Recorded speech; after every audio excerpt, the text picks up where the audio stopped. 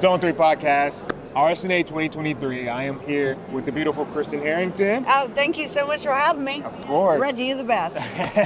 And we're just, chit-chatting about some of the exciting things here at RSNA. And what's kind of perked your interest so far? Well, there's a lot of new advancements, and I've gone to some vendors that, haven't had the advancements, and I'm walking into it and they're saying, this is actually product. It's FDA approved. And so one thing, I went over to Fuji, and so I went up and I saw their magnet. It's a 1.5 Tesla. Right. And you plug a coil in. And so I'm really big on safety. I think everybody knows that. And you actually recognize the coil. It shows you the human body, and you actually just go ahead and you hit the button, and it just goes ahead and takes the patient all the way to ISO center.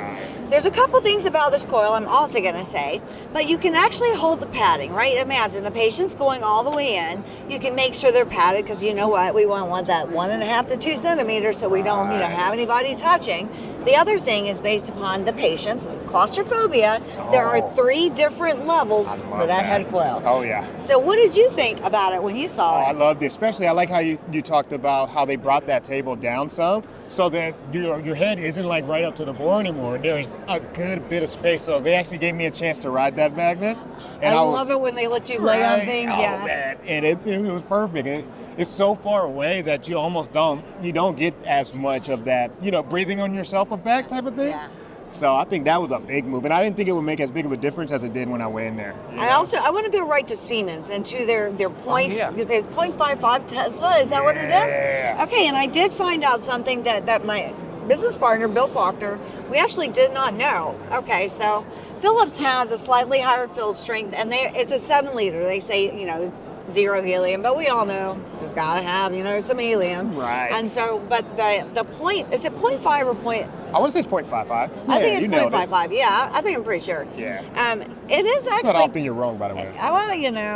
I just got to keep it real. I am wrong sometimes. Let's just be honest. It is 0.7 liters of helium. Did you hear? 0.7. Someone said it when I was standing over there, and I left, and I said, Bill, and he said, there is no way. Then I actually talked to someone, and they said it is 0.7. If I'm wrong, both people lied to me. That's what happened. But you know that Bill guy, huh? I just found that to be fascinating. I would like to know what you think about how they're going to utilize that magnet, and where's going to be the space, and what do you think they're going to do about things like susceptibility? Because it's not going to be as, you're not going to be able to do that as much. Oh, for sure. So what do you think? I think for sure, whenever you talk low field, I think you have to rely heavily, when it comes to image quality, on AI. So what's going to happen? That's exactly what we talked about. Right. So I think what's going to happen is that their AI capabilities with that scanner are going to have to go a long way in order for it to get the true usage. Yeah. that people, who are going to buy that scanner need. I agree, and I think, that's what I was talking about with someone last night, is AI is going to be the key component. Oh, yeah. When you're talking about that magnet, and thank goodness AI's come so far that they're going to be able to utilize it. I think that's exactly what I was thinking. Great minds think alike. Well, you know what? That's what I mean. We're on the same wavelength, frequency wavelength. Just bring it right back to physics. I think that's great.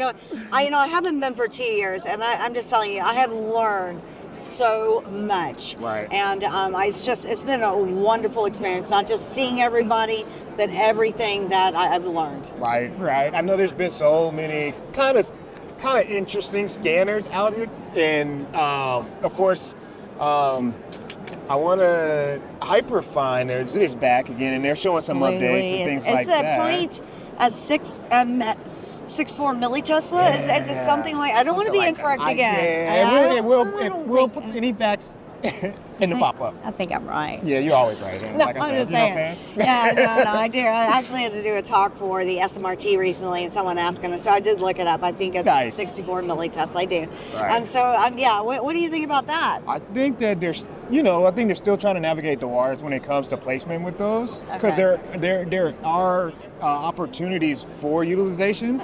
You know but what? People don't very know niche. this is actually a portable MR. You take it up to the right. ICU. You know, a lot of people maybe don't know about it. Right. So you take it up there, and literally, I believe what I've seen when I've done different calls with them, you use an iPad essentially, and anyone can operate it.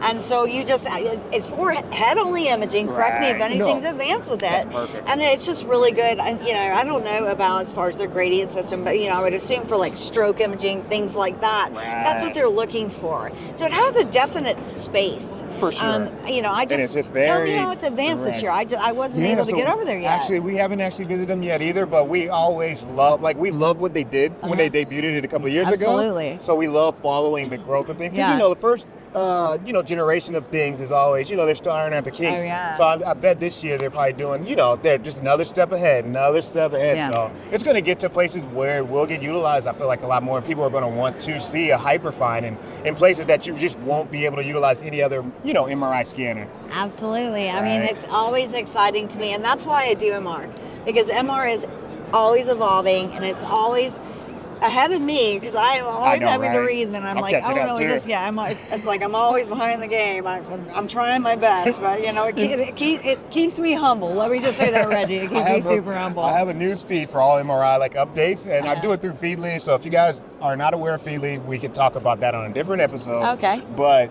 I get notifications in the middle of the night because it's how rapid things are changing and getting updated. I'm like, you know, are you up? I'm thinking it's one of those text messages, and it's not. It's just, new FDA approved device or blah blah blah. So or they go back and they get additional testing, and then it changes with implants and devices, and I'm like, oh, everything I thought I knew, you know, now, you know, it's new. It's now it's conditional up to 3T, and it used to be MR unsafe. And you know, it's everything's always evolving, and so, but that's the beauty of it, and that's why I'm in this modality. Right. So.